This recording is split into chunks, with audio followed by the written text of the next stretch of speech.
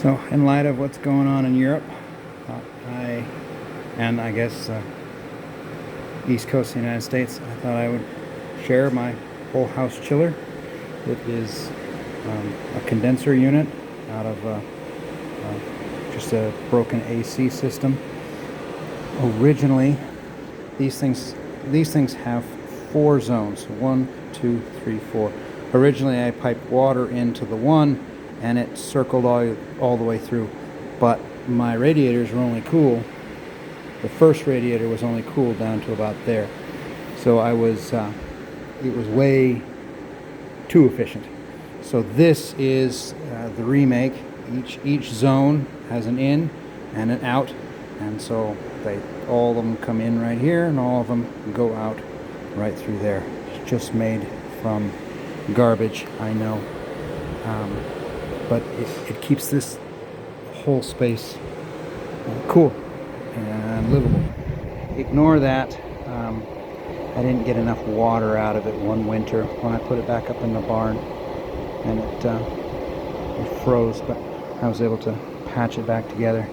I didn't pull this out of the unit, but if you're if you're roasting and dying, and in my business, what you do with a scrap AC unit. But yeah, it's quite amazing. I have just a dribble of water.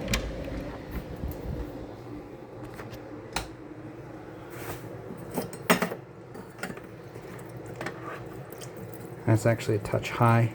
The well pump must be on right now. But that water is essentially room temperature. And I know you guys can't see this, but this is water coming out of the well.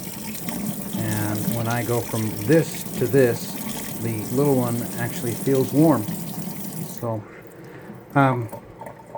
yeah, I don't claim it to be the most efficient. Lord knows she's a hell of an ugly duckling, but needs must, as you know. It was originally designed with a box fan that sat right here.